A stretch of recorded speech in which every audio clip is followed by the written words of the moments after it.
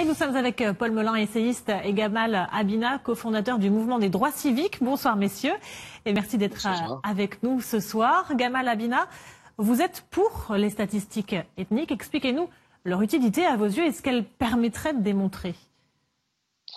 Je suis pour, évidemment. J'ai eu l'occasion d'ailleurs il y a une dizaine d'années d'en discuter avec des responsables de l'INED.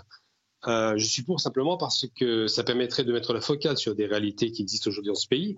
Je vous remercie de m'inviter d'ailleurs parce que j'ai vu pas mal de débats dans les médias où la plupart des gens qui en parlent sont des gens qui ne sont pas, j'utilise des termes très forts, racisés, donc des gens qui ne sont pas ciblés par ces questions de racisme et de structurel, de racisme systémique comme l'ONU l'annonce. Et donc, oui, je suis pour parce qu'effectivement, aujourd'hui, en France, on a un problème depuis 45 à peu près. Il n'y a pas eu la question du racisme en France n'est qu'évoquée de façon très superficielle. Elle est évoquée de façon très limitée. On dit toujours il faut condamner. Ça n'est pas bien, mais par contre, il ne faut pas prendre d'action coercitive alors que des lois existent qui sont peu appliquées. Et surtout, il ne faut surtout pas identifier la problématique, à savoir l'exclusion d'une partie de la population, non négligeable, à peu près 10%, l'exclusion de tous les systèmes d'intégration, comme on les appelle. Donc, ça commence par l'école, évidemment, avec des écoles sectorisées. Ça commence ensuite par les grandes écoles. On n'y a pas droit. Ça se poursuit avec, évidemment, la présence dans les médias, même si maintenant il y a un petit effort qui est fait. Et ça se conclut clairement par la question des contrôles, par exemple, excessifs au faciès, la question des violences policières, la question de l'exclusion dans tous les systèmes d'intégration économique, puisqu'on est massivement frappé par le chômage, 40% en banlieue. En gros, ces statistiques ethniques permettraient de mettre la focale sur les difficultés que rencontrent les gens issus d'immigration, 2, 3, 4 générations, par rapport à un système qui malheureusement ne dit pas son nom, qui est un système d'exclusion et de privilèges.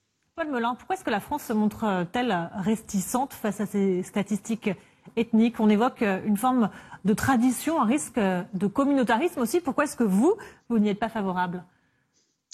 Je n'y suis pas favorable parce qu'effectivement, la tradition française, dans sa pure lignée républicaine, universelle, consacre des individus comme français, comme appartenant tous et toutes à la communauté nationale. Et on ne voit pas nécessairement différentes catégories, comme l'évoquait monsieur. Je pense précisément qu'il n'y a qu'une seule catégorie, c'est les Français. Et aller faire des statistiques ethniques pour aller expliquer à des Guadeloupéens, à des Réunionnais, à tous les habitants des Dom-Tom qui sont français tout autant que des Bourguignons ou des Picards, qu'ils sont différents ou se retrouver dans une colonne différente dans des analyses statistiques me paraît à tout le moins inutile et plus encore dangereux. Et lorsqu'on voit aux États-Unis d'Amérique, par exemple, la façon dont les statistiques ethniques sont exploitées, on s'aperçoit bien que les tensions interethniques aux États-Unis d'Amérique sont extrêmement fortes, qu'elles existent depuis la ségrégation raciale, etc. Et qu'aujourd'hui, ces statistiques ethniques ne font rien de bon. Donc je ne crois pas à cela. Je pense que notre salut en France réside dans notre concorde tricolore, dans notre union, autour de nos valeurs, et lorsque l'on a nos amis de toutes les couleurs, peu importe la couleur, moi je pense qu'il n'y a pas vraiment lieu de reconnaître des races ou des ethnies. Ça me paraît être un recul en arrière totalement abyssal en fait. Moi je ne connais pas les races, je ne connais qu'une communauté nationale et je ne commence pas à faire la différence dans l'accès selon votre couleur de peau ou je ne sais quoi. Si vous voulez, sinon le début de ce type de choses-là peut nous conduire à des extrémités extrêmement dangereuses, à commencer par des segmentations, des compartimentations. Demain, qu'est-ce qu'on va faire? On va compter le nombre de gays dans une ville, le nombre de bouddhistes, le nombre, j'ai pas très bien compris. Moi, non, moi je ne connais ni les gays, ni les bouddhistes, ni les noirs, ni les blancs, ni les jaunes, je connais les Français, je connais l'humanité, et je pense qu'on devrait tous s'en tenir là pour faire société. Vous entendez, Gamal Abina, l'argument du risque de communautarisme? Moi, j'entends l'argument qui est symptomatique, c'est qu'il y a un problème, il y a un cancer qui existe, un cancer qui est violent, un cancer qui ronge la société, qui exclut des gens. Je peux prendre un exemple très concret, par exemple, monsieur que j'ai souvent écouté, d'ailleurs, monsieur Melun, juste pour en parler un petit peu, monsieur Melun a fait une grande école, je l'en félicite. Mon ex-femme a fait une grande école aussi, elle a fait les SEC, excuse-moi, Sudeco, c'est pas les SEC. Vous êtes dans une des Big Four, vous avez la chance d'être dans une grande société internationale de consulting, donc vous avez la chance d'être dans ce qu'on appelle une élite intellectuelle. Et vous le savez, puisque les grandes écoles parlent d'élite intellectuelle. Et il se trouve que dans ces grandes écoles, à part les fils d'ambassadeurs, il n'y a absolument aucune représentation des fils immigrés, évidemment. Je suis fils d'agriculteur, monsieur. Je suis fils d'agriculteur. Oui, je connais les discours, monsieur. Mal, en fait. Monsieur, non, si je tombe très bien, laissez-moi finir, s'il vous plaît.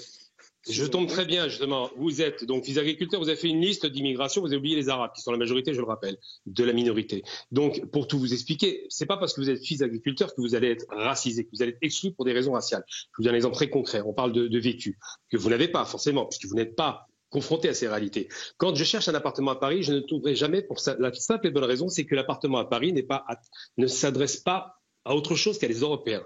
C'est-à-dire que quand on est maghrébin, africain ou noir, il y a des fiches qui sont faites, et j'ai eu l'information de sources sûres, puisque j'étais le témoin de ça, des fiches qui disent, avec des petits points très discrets, nous ne prenons pas de noirs, nous ne prenons pas d'arabes. Ça, c'est des réalités. Sur les grandes écoles, vous avez fait une grande école, vous savez très bien que l'immigration est totalement absente. Il y a effectivement des fils de pauvres comme vous qui ont pu accéder à une grande école, mais vous confondez la question, juste un instant, vous confondez la question sociale qui existe, qui est une exclusive, et la question raciale qui est encore plus exclusive parce qu'on a deux exclusions possibles. On a d'abord l'exclusion par le social, qui est un fait, on est des fils d'ouvriers et des petits-fils de paysans, donc là-dessus il n'y a pas de concurrence, mais il y a une question que vous ne connaissez pas, c'est la question raciale. Quand vous arrivez, que vous appelez Mohamed et que vous présentez un CV dans une entreprise, vous avez quasiment aucune chance d'être reçu. J'ai envoyé 130 CV à qualification égale avec un copain qui s'appelait Maxime. Il a été reçu immédiatement au bout de 3 entretiens. Je n'ai même pas eu la chance d'avoir une réponse pour l'entretien. C'est des réalités que vous ne connaissez pas, puisque est-ce que je peux vous répondre? Juste fini. Vous dites, ça va éthniciser le débat, ça va être américain, ce qui est totalement faux, on n'a pas du tout la même histoire, mais vous dites pas quelle solution apporter à des gens qui sont exclus de façon radicale depuis 40 ans. Ça fait 40 ans que ça dure. Moi, j'ai 53 ans. Je vous garantis que j'ai toujours connu l'exclusion pour des raisons simples, le nom, la tête, la zone géographique. Paul Melun, on vous laisse répondre. Alors, monsieur, ouais, non, seulement je trouve assez symptomatique et assez intéressant votre argumentaire pour répondre à mes explications, c'est que finalement, vous faites ce que font beaucoup de personnes qui sont dans la logique intersectionnelle, c'est-à-dire que vous ramenez votre contradicteur à sa condition.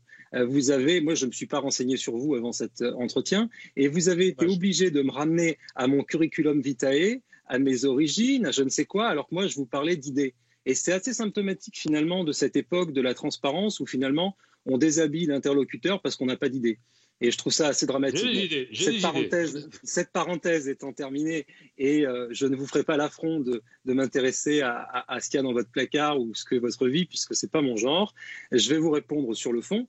Moi, effectivement, dans ce que j'observe de ce pays, dans ce que j'ai observé, effectivement, vous parliez des grandes écoles. Lorsque j'ai observé les grandes écoles, lorsque j'ai travaillé, etc., moi, je peux vous garantir, et j'ai pas compté parce que j'ai pas ce tic, si vous voulez, de prendre mon stylo et puis de dire, tiens, combien il y a de noirs, combien il y a d'arabes, combien il y a de blancs dans la salle. Moi, ça ne m'intéresse pas. Je ne vois que des gens qui peuvent être des amis, des ennemis, des contradicteurs, des personnes qui pensent différemment de moi, comme moi. Mais en tout cas, tant que toutes ces personnes-là s'accordent, si vous voulez, sur liberté, égalité, fraternité, tant que ces personnes-là se comportent décemment, avec civisme, ce sont mes frères et sœurs. Voilà, c'est très, très, très simple, ma logique. Et je trouve la vôtre compliquée. Et c'est une complication que je trouve un petit peu, si vous voulez, suspecte. Pour être Gamal Amina, alors, je vais vous répondre. Vous aimeriez que ces statistiques ethniques aboutissent sur quelle mesure? Déjà, je vais répondre à ce qui est dit. D'abord, il me parle de complexité dans mes propos, qu'il va essayer de quantifier comme étant les propos pro-américains, je ne sais quoi, parce qu'il a un discours très anti-atlantique qui ne me dérange pas du tout. Moi, je ne suis pas pro-américain. Mais par contre, il ne répond pas sur le fond. J'ai pris un exemple, un cas d'école, j'ai pris son cas d'école et j'ai parlé de mon ex-femme. Vous ne comptez pas évidemment les couleurs puisque vous n'êtes pas intéressé par ces problématiques, ce n'est pas un problème pour vous. Nous les comptons. J'étais dans sa classe, c'était la seule maghrébine pauvre. Il y a eu deux fils d'ambassadeurs marocains, mais sinon elle était pauvre. Ça, c'est des réalités que vous ne voyez pas parce qu'évidemment, comme disait Derrida, la question de l'étranger est une question qui n'intéresse que les étrangers. Quand je dis à des gens, j'entends toujours des débats sur la question du racisme, tout le monde parle de racisme sans le connaître. Il faut le vivre pour le connaître. C'est comme si vous me parliez du cancer sans l'avoir traversé. On peut intellectualiser, on peut faire de belles choses. Vous ne parlez que de ce que vous avez vécu? Non, je ne parle pas de... Je parle... Non. Bien évidemment, je suis artiste, donc vous n'êtes pas le tombé.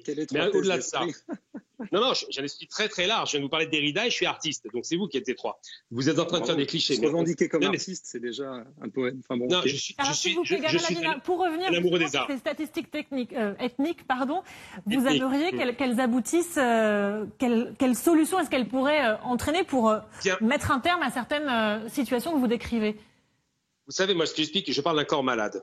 Aujourd'hui, la France est un corps malade parce qu'elle ne revoit pas son passé. Quand l'Allemagne a été dénazifiée en 1945, les Allemands étaient malades du racisme structurel d'État. C'était massif. Évidemment, on ne compare pas l'Allemagne et la France, mais il y a quand même eu 40 millions de pétainistes qui avaient des idées assez sombres dans l'esprit. Ensuite, il y a eu la guerre d'Algérie qui a laissé des traces durables dans l'histoire et qui a laissé encore ce corps malade cancériser les esprits. Aujourd'hui, avec la série d'attentats et tout un tas de problèmes qui se posent dans les banlieues, on a le sentiment effectivement que l'immigré, particulièrement le nord-africain que vous ne nommez pas, est un danger pour la France. Et les statistiques ethniques permettraient de mettre à la focale sur deux choses.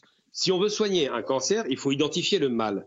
savoir où est le mal et trouver la source pour régler. Avec les statistiques, on pourrait comprendre pourquoi est-ce que les gens sont exclus du logement, quelle est la proportion de ces exclusions et pour quel motif on les exclut. Et on se rendrait compte, par exemple, que Paris est une ville de plus en plus européenne et de moins en moins, je dis européenne dans le sens européen et blanc du terme, et de moins en moins liée à l'immigration parce qu'ils sont en train de nettoyer les capitales. Et quand je parle de nettoyage, je parle de nettoyage ethnique. Le terme est très fort, mais c'est un fait, par l'argent.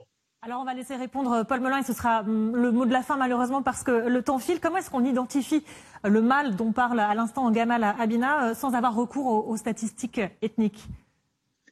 D'abord, il faudrait se mettre d'accord, moi et monsieur, avec ce qu'est le mal. Bon, nous n'avons probablement pas la même définition. Moi, ma vision de la chose et le meilleur affront qu'on puisse faire au racisme, finalement, ce n'est pas de le réhabiliter en reclassifiant les gens, c'est au contraire d'effacer cette notion que je trouve aujourd'hui un peu passée, qui est la notion de race, qui est une notion que je laisserais bien au XVIIIe et au XIXe siècle, pour une notion de concorde tricolore, d'absolu, et une notion aussi de conquête de soi-même par la méritocratie, par l'engagement dans ses projets. Et moi, si vous voulez, je pense personnellement que le meilleur moyen d'accéder à un appartement, à un travail, et si on considère que c'est ça le sens de la vie, mais on peut donner tout un tas de sens à notre existence, c'est plutôt le travail, les valeurs, le civisme, et que c'est par là qu'on s'en sortira collectivement. Merci à tous les deux, messieurs, d'avoir participé à cet échange. Paul Melun, essayiste, Gamal Abina, cofondateur du mouvement des droits civiques. Merci à tous les deux et à très bientôt sur RT France. Merci.